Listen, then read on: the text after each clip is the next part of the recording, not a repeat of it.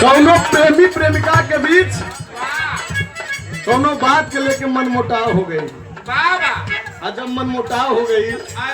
एक दिन लड़की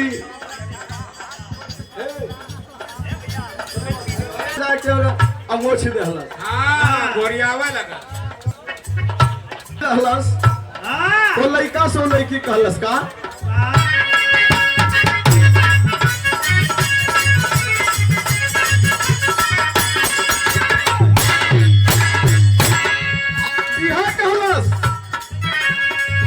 हे गोरियारी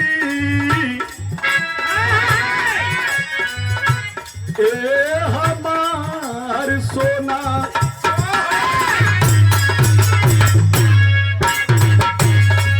काहे दिलवा के हमरे दागेलू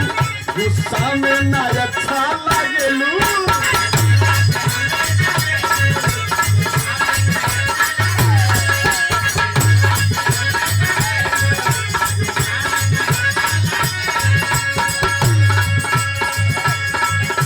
दिलवा के हमरे दागेलू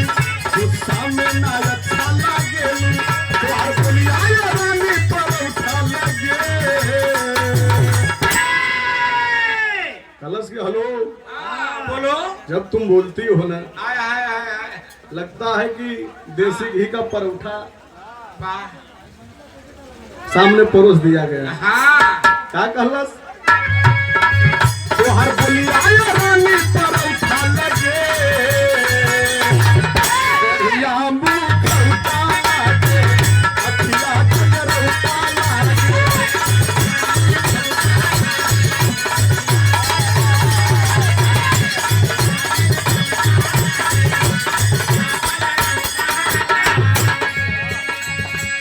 एक लाइन और कहलस क्या कहलस डब्बू भैया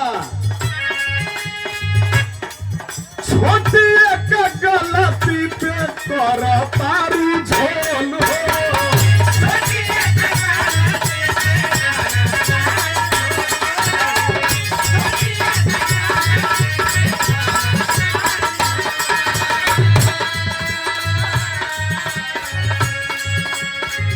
मन खुश कैदा रानी आई लव यू बोल हो